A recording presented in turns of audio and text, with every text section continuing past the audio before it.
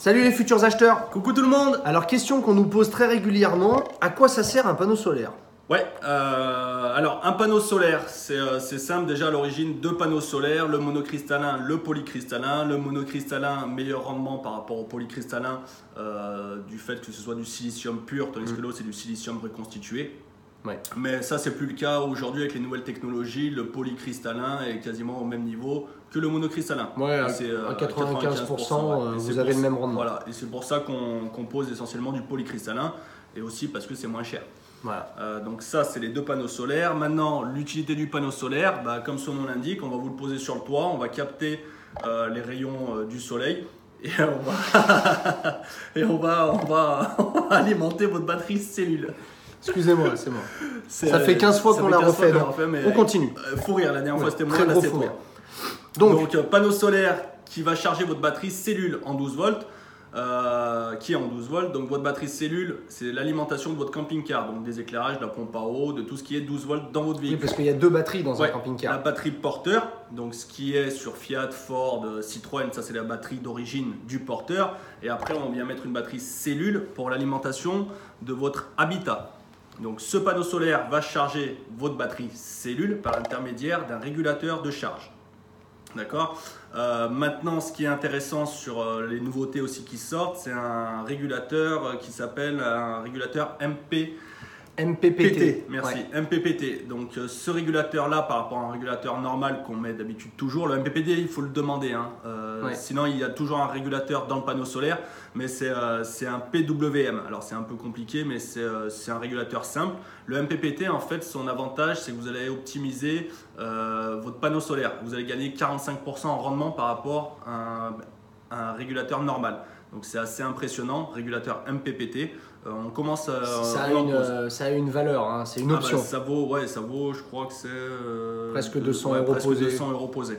Ça c'est vraiment pour les clients qui font beaucoup de sauvage et qui connaissent déjà l'utilité du panneau solaire et qui veulent encore un rendement plus puissant. Donc ça peut se poser, ce régulateur-là, en plus du panneau solaire. Parce qu'il y a différentes tailles de panneaux solaires. Oui, différentes tailles de panneaux solaires. On a du 80, du 110, du 130, du 160. Après, on peut en avoir encore plus.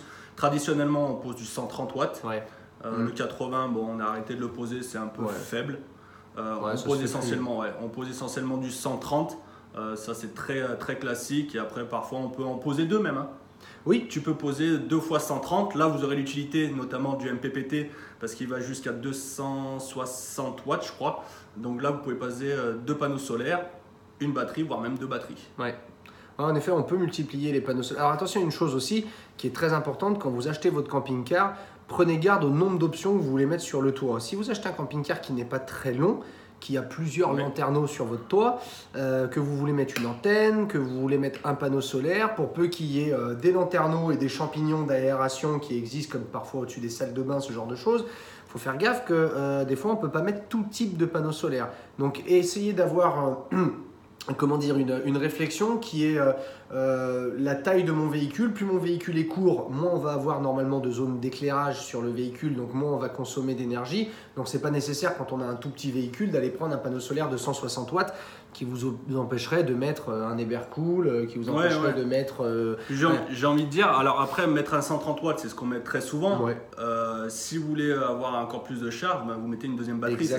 On nous demande parfois deux panneaux solaires, mais il n'y a pas d'utilité. Une fois que votre batterie elle est pleine. Ouais. Donc vous ayez un 130 ou un 160, c'est juste que ça va charger un peu plus vite. Mais une fois que votre batterie elle est pleine. Il vaut mieux mettre une deuxième batterie. Alors après, pareil, on peut dériver sur les batteries parce que ton panneau solaire il va charger ta batterie. Tu peux avoir plusieurs types de batteries. Tu vas avoir des gels, tu vas avoir maintenant des batteries lithium qui sont hyper efficaces. C'est impressionnant.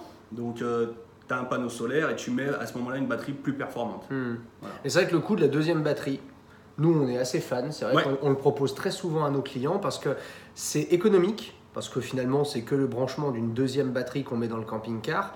Ça suffit à 90% de l'utilisation des camping-caristes. Et vous avez deux batteries cellules, un panneau solaire. Quand il y a une batterie qui est vidée, ça passe la charge, enfin l'utilisation du camping-car passe sur l'autre et le panneau solaire recharge l'autre pendant qu'elle est en train de se vider.